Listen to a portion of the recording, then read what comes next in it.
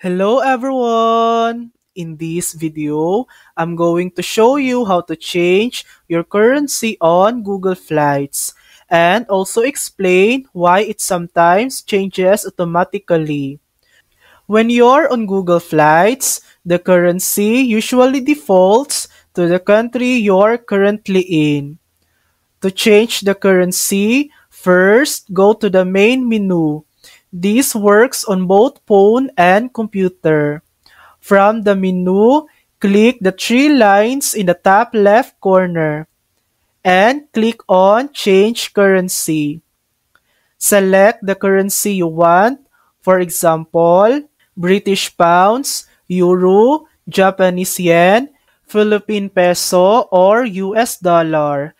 Click OK to confirm. Now, all flight prices will be displayed in the new currency you selected.